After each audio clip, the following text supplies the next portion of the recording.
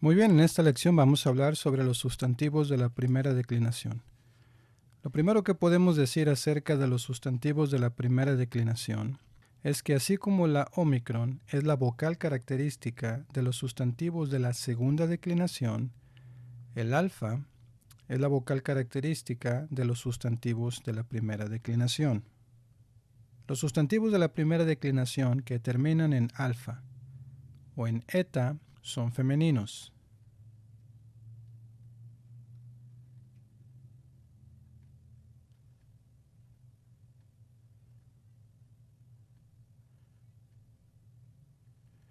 Y los sustantivos de la primera declinación que terminan en eta, sigma, son masculinos.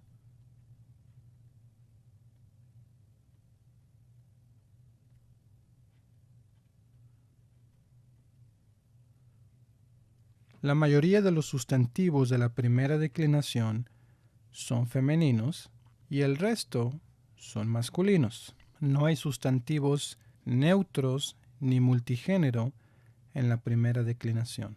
Aquí tenemos en pantalla un sustantivo femenino de la primera declinación. Lo primero que tenemos que decir sobre los sustantivos de la primera declinación es que el dativo singular se caracteriza por la iota suscrita. Lo mismo sucedió con el dativo singular de los sustantivos de la segunda declinación. Ahora, otra observación que aplica a todos los sustantivos de la primera declinación es que el vocativo va a ser igual a su respectivo nominativo, tanto en el singular como en el plural. Tengamos esto en mente mientras vemos todos los demás ejemplos. Ahora, otra cosa importante que hay que tener en mente es que las terminaciones del plural siempre van a ser las mismas sin importar el género. Así que tanto los sustantivos femeninos como los sustantivos masculinos van a tener las mismas terminaciones. Entonces, eso se encarga del plural. Ahora, ¿qué podemos decir en cuanto al singular? Bueno, cuando hablamos del singular, estamos hablando de tres tipos de sustantivos femeninos de la primera declinación. El primer tipo lo podemos ver aquí en pantalla y a este tipo se le conoce como un sustantivo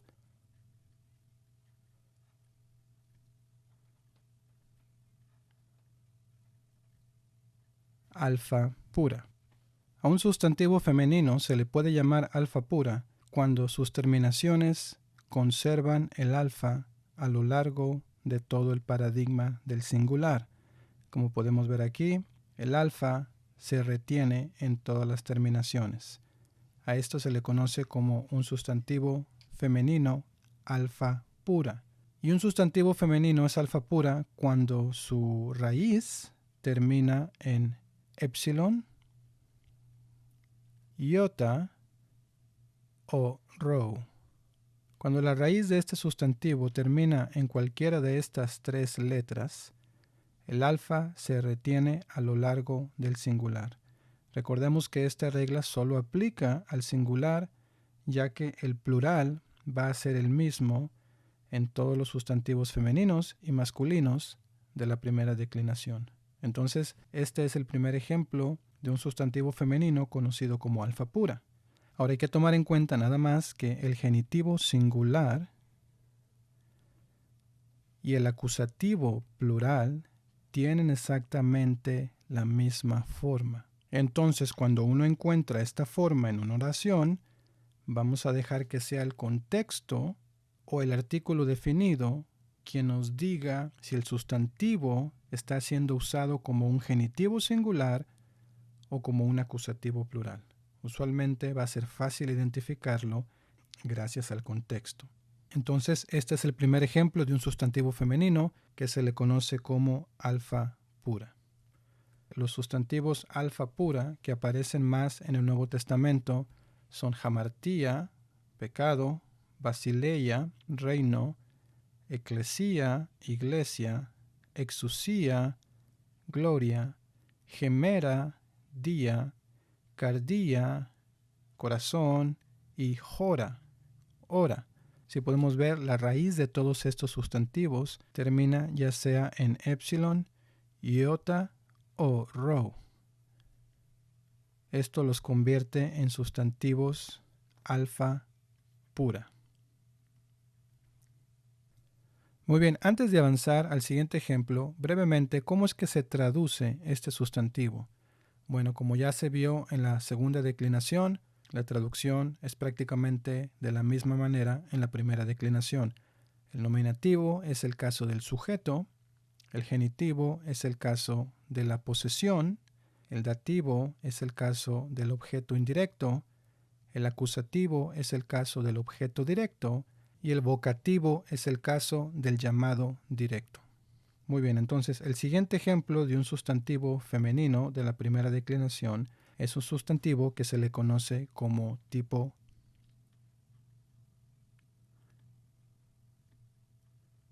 alfa eta.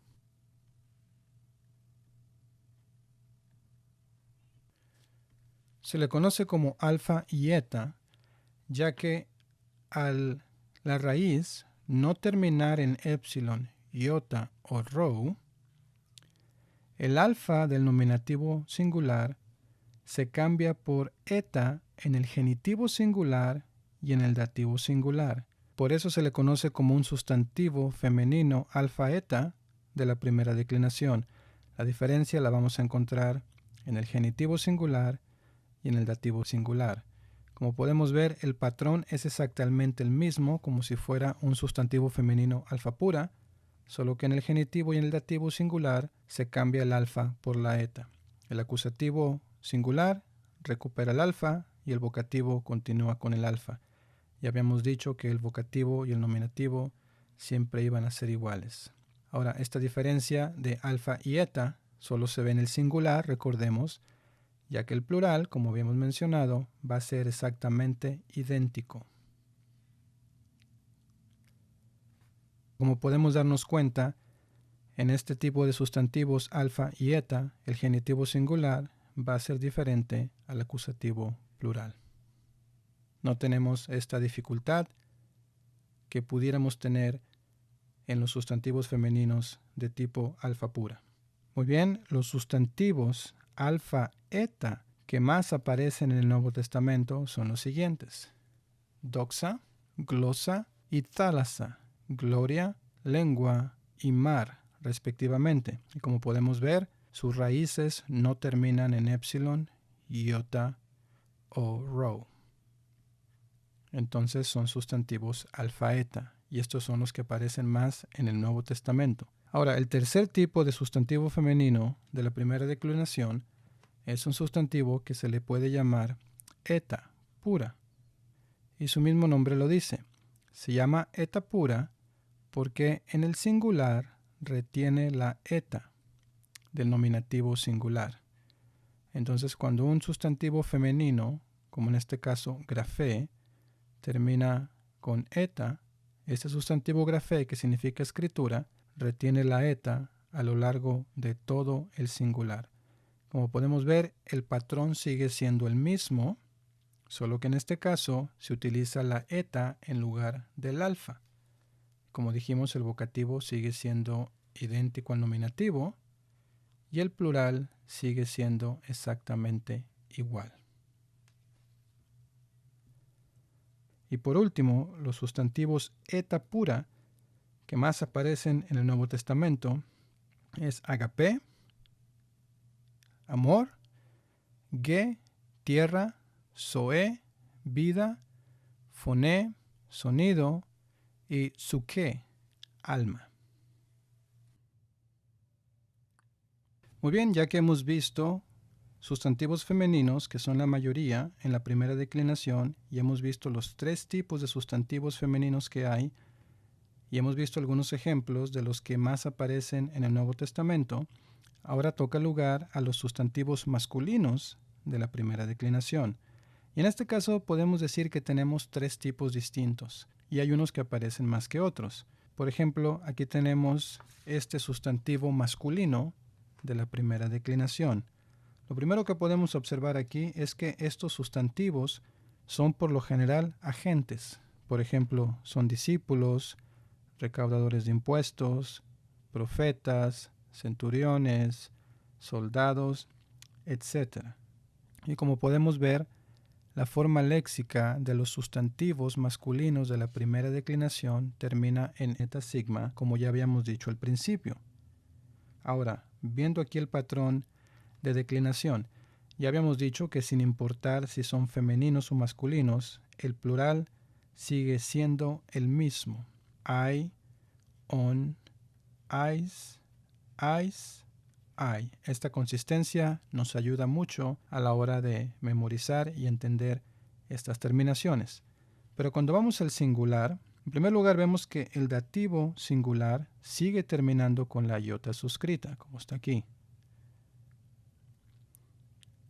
Y otra cosa que podemos ver es que el patrón básico de la primera declinación se sigue con excepción del genitivo singular, donde podemos ver que tiene la omega upsilon del genitivo de la segunda declinación. Esta es una excepción de los sustantivos masculinos de la primera declinación. De ahí en fuera se sigue el mismo patrón. Otra cosa que hay que observar es que el vocativo singular ya no es igual que el nominativo singular. Cambia en el paradigma del singular de los sustantivos masculinos de la primera declinación.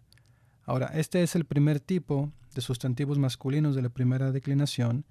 Podemos decir que es el tipo de la mayoría. Ahora, los sustantivos masculinos de este tipo que más aparecen en el Nuevo Testamento son los siguientes: Hekaton arques, que significa centurión; mathetes, que significa discípulo; profetes, que significa profeta; stratiotes, que significa soldado; telones, publicano; y jupertes, siervo o ayudante. Nenaias también aparece en el Nuevo Testamento, pero no aparece tan seguido, joven. Pero hay otros dos tipos de sustantivos masculinos de la primera declinación. Son los que terminan en alfa sigma. Y tenemos aquí, por ejemplo, nenaias o joven. Termina en alfa sigma. Vemos que el genitivo singular sigue siendo igual que los que terminan en eta sigma.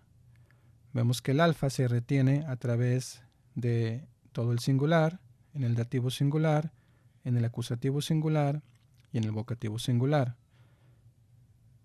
El dativo singular todavía tiene la iota suscrita y el vocativo singular todavía es diferente al nominativo singular. Una vez más, el plural sigue siendo exactamente igual, sigue siendo consistente en estos ejemplos. Y por último, tenemos el ejemplo de otro tipo de sustantivo masculino de la primera declinación, y en este caso estamos hablando de nombres propios. Por ejemplo, aquí tenemos Lucas, que termina en alfa sigma. Y la mayoría de estos sustantivos son nombres propios y ninguno de ellos se declina en el plural, como podemos ver aquí. La única diferencia con los masculinos de tipo alfa que acabamos de ver en nenaias está en el genitivo singular. En lugar de tener la omicron upsilon, tiene una alfa al final del genitivo singular. Esa viene siendo la única diferencia, y este es el tercer tipo de sustantivo masculino que podemos encontrar. Antes de pasar con los ejemplos prácticos, es importante que veamos brevemente algunas reglas de los acentos de los sustantivos de la primera declinación. Los sustantivos de la primera declinación tienen algunas reglas especiales de los acentos que nos van a ayudar a entender el por qué el acento está donde está, o si estamos traduciendo del español al griego, a saber colocar el acento en el lugar correcto. En este primer ejemplo, lo primero que vamos a notar es que los sustantivos de la primera declinación llevan el acento circunflejo en el genitivo plural sin importar dónde estaba el acento en el nominativo singular. Entonces, si observamos el genitivo plural, el acento siempre va a estar en la última sílaba cuando hablamos del genitivo plural. Como ya hemos aprendido en la lección sobre los acentos, el nominativo singular nos indica dónde va a querer estar el acento en el resto del paradigma. En este ejemplo tenemos aletheia, que tiene el acento agudo en la antepenúltima sílaba, y siempre y cuando la última sílaba sea corta, como por ejemplo aletheian, el acento va a permanecer en la antepenúltima sílaba. Lo mismo podemos ver en aletheia en el vocativo, y lo mismo podemos ver en otros ejemplos como aletheia en el vocativo plural, donde en estos casos el acento permanece en la misma sílaba que el nominativo singular. Aletheiai en el nominativo plural es otro ejemplo. Y por ejemplo, los demás ejemplos como aletheias, el alfa ahora es larga, entonces el acento tiene que estar en la penúltima sílaba. Lo mismo en el dativo singular, lo mismo en el dativo plural y lo mismo en el acusativo plural. Pero la única excepción a todas estas reglas es el genitivo plural. No importa dónde estaba el acento en el nominativo singular, en el genitivo plural siempre va a estar en la última sílaba y siempre va a llevar el circunflejo. Ahora, otra regla que podemos observar en cuanto a los acentos se puede ver aquí en grafé. Y esta regla es similar a la de los sustantivos de la segunda declinación. Y esta regla dice que cuando el acento va en la última sílaba, en el nominativo singular, en el genitivo singular y en el dativo singular, así como evidentemente, en el genitivo plural y en el dativo plural, debe llevar el circunflejo. Esta misma regla que se usó en los sustantivos de la segunda declinación sigue aplicando para los sustantivos de la primera declinación. Ahora, otra regla más de los sustantivos de la primera declinación cuando se habla del acento es que el acusativo plural siempre va a llevar un alfa larga. Y esto se va a poder ver en que el acento solo puede regresar a la penúltima sílaba. Podemos ver, por ejemplo, aquí en contraste, en el acusativo singular, la A es corta y eso le permite al acento regresar a la antepenúltima sílaba. Pero siempre en el plural, la A del acusativo plural va a ser una A larga y eso se va a ver reflejado en el acento.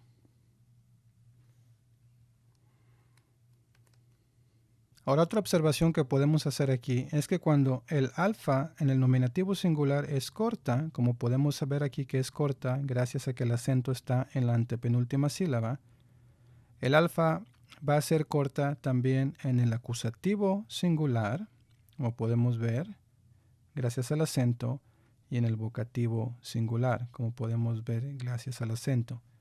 En el genitivo y en el dativo vemos que el alfa es larga, ya que el acento solo regresa una sola sílaba. Ahora, esto es cuando el alfa en el nominativo singular es corta. Pero ¿qué pasa cuando el alfa en el nominativo singular es larga? Muy bien, para eso tenemos el ejemplo de jora. Y cuando el alfa en el nominativo singular es larga, el alfa se va a mantener larga a lo largo de todo el paradigma en el singular. Como podemos ver aquí, el acento agudo en la penúltima sílaba en todo el paradigma del singular nos dice que la última sílaba es larga, ya que el alfa es larga. Suponiendo, por ejemplo, que en el genitivo singular el alfa fuera corta, entonces en lugar de acentuarse como se está acentuando, la regla del acento nos dice que cuando tenemos una penúltima larga con una última corta, si lleva un acento, debe llevar el circunflejo. Lo mismo pasaría, por ejemplo, con el dativo. Si tenemos una penúltima larga y una última corta, entonces debería llevar el circunflejo.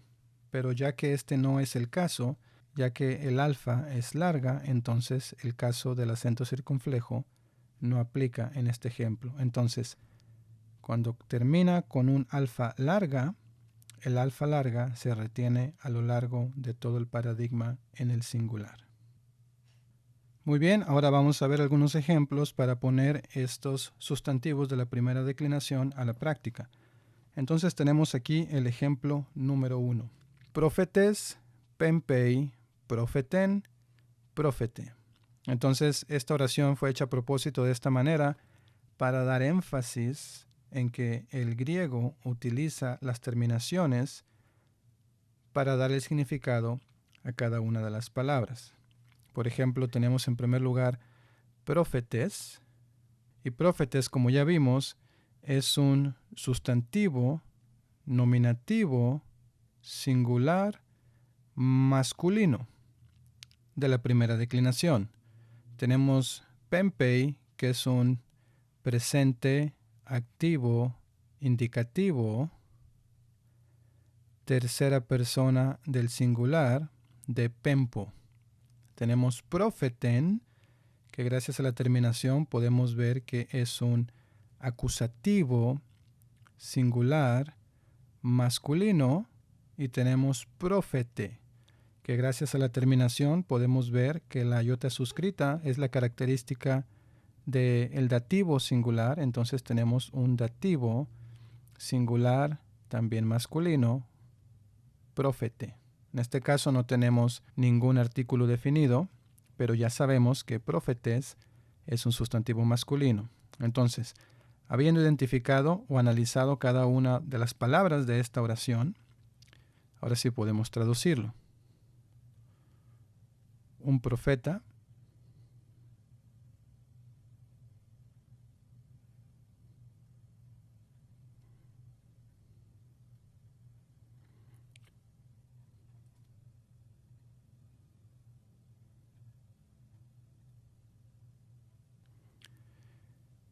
envía. ¿A quién envía? A un profeta. En este caso utilizamos el a del acusativo.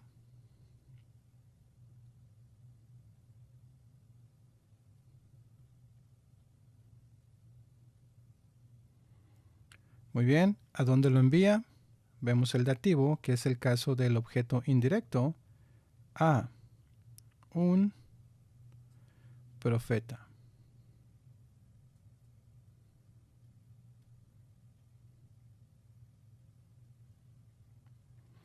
Como podemos ver, el griego utiliza diferentes terminaciones para las diferentes partes de la oración, y vemos cómo el español utiliza prácticamente la misma palabra para las diferentes partes de la oración, y son el verbo, que nos ayuda a identificar el objeto directo, y el objeto directo nos ayuda a identificar el objeto indirecto. Muy bien, el siguiente ejemplo, número 2, tenemos profetai, pempusi, profetas, profetais. Entonces, profetai es un sustantivo nominativo plural masculino, viene de profetes.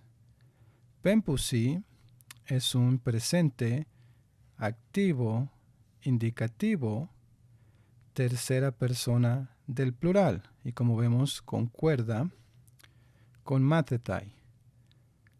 Profetas es un acusativo plural masculino. Este juega el papel del objeto directo. Y profetais es un dativo plural masculino, y el dativo es el caso del objeto indirecto. Entonces, con esta información ya podemos traducir nuestra oración. Comenzamos con profetai, unos profetas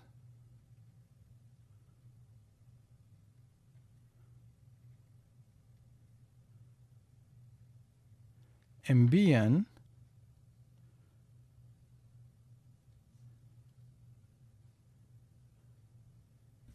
¿Qué es lo que envían? ¿Quién recibe la acción del sujeto?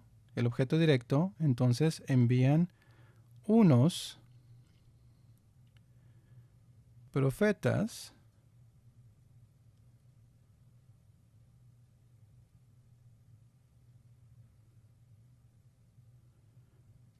objeto indirecto, y el objeto indirecto lleva siempre la preposición a,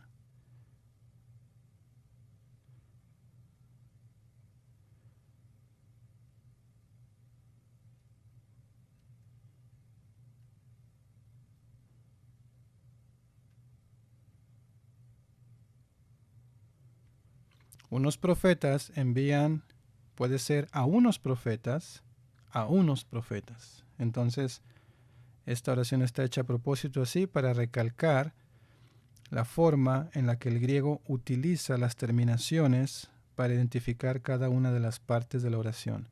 Lo que en español no sucede, se fijan, ya que el griego es un lenguaje flexible que utiliza la inflexión más que el orden de las palabras para transmitir el significado de sus oraciones. Muy bien, tenemos entonces, en este tercer ejemplo tenemos ho theos, kirinei, ten hamartian, tu kusmu. Y aquí estamos introduciendo el artículo definido. En primer lugar tenemos ho theos, que este es un sustantivo nominativo singular masculino. Ho theos, Dios.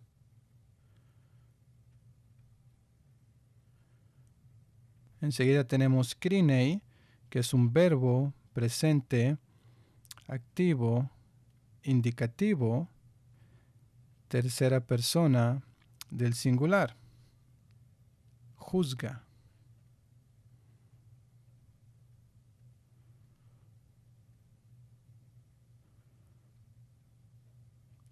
Ahora, si esta oración no tuviera ho theos, sería él juzga. Recordemos que el sujeto va implícito en el verbo, pero cuando tenemos un sustantivo en el caso nominativo, este toma la posición del sujeto de la oración.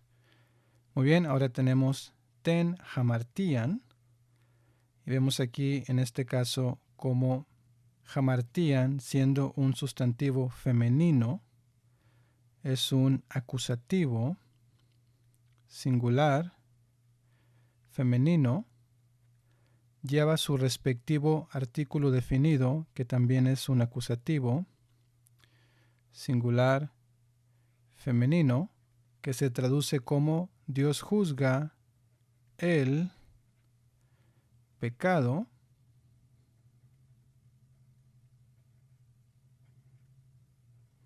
Como podemos ver, hamartian se está utilizando como el objeto directo de la oración.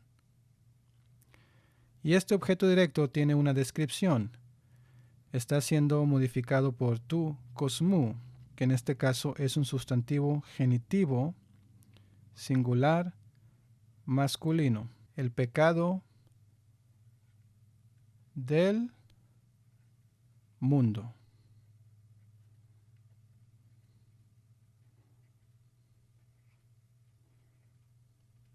Dios juzga el pecado del mundo. Vamos a ver dos ejemplos más antes de terminar esta lección. Entonces tenemos aquí hoapóstolos, que es un sustantivo nominativo singular masculino. Una vez más, cuando encontramos un sustantivo en el caso nominativo, estamos hablando del sujeto de la oración. Aquí tenemos un verbo que es un presente activo, indicativo, tercera persona del singular. Ahora tenemos epístoles, que es un sustantivo acusativo, plural, femenino, viene de epístole. Y por último tenemos tais ecclesiais, que este es un sustantivo dativo, plural, femenino. Aquí podemos ver cómo el artículo definido concuerda con la terminación del dativo. Entonces tenemos hoapóstolos,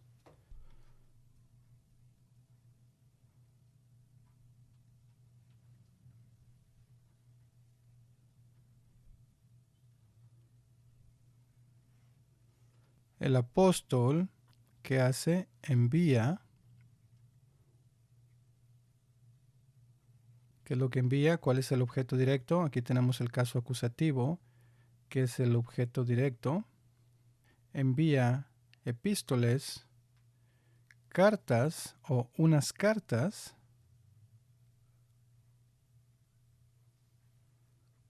Y en este caso tenemos un sustantivo en el dativo, que es el objeto indirecto. ¿Quién se beneficia indirectamente de la acción de enviar las cartas? A unas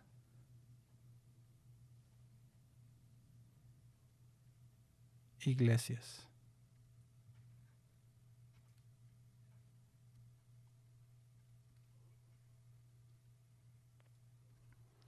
Muy bien, y en esta última oración tenemos angelos, anoigei, ten turan, tes basileias, tu urano.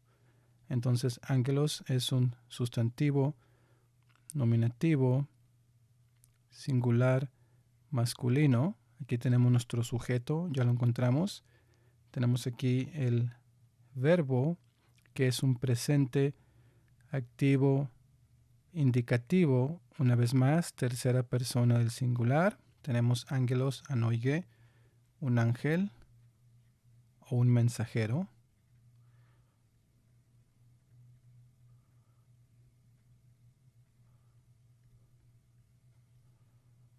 ¿Qué es lo que hace el mensajero? Abre.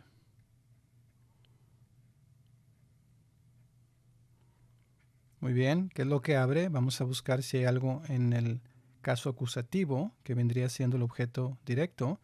Y aquí lo encontramos, la terminación del acusativo, ten, turan. Y tenemos tura, que es un acusativo singular femenino. Abre la puerta.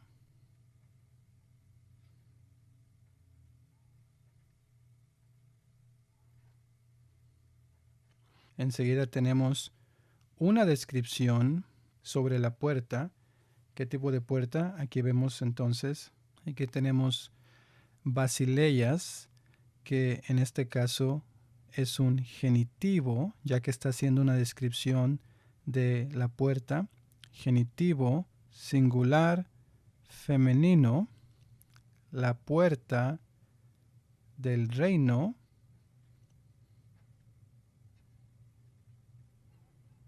Y tenemos aquí una doble descripción.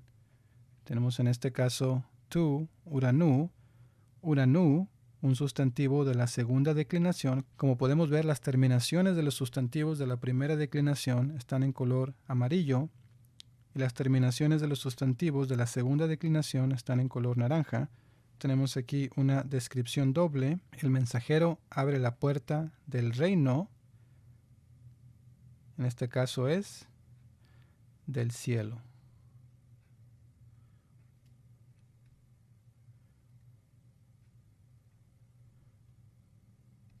Y urano es un sustantivo genitivo singular masculino y es de la segunda declinación, viene de Uranos. Entonces, estos fueron algunos ejemplos prácticos donde podemos ver cómo se utilizan estos sustantivos de la primera declinación en una oración, también combinados con sustantivos de la segunda declinación. Entonces, esta fue una lección sobre los sustantivos de la primera declinación. Recordemos que los sustantivos de la primera declinación son mayormente femeninos, pero también hay sustantivos masculinos.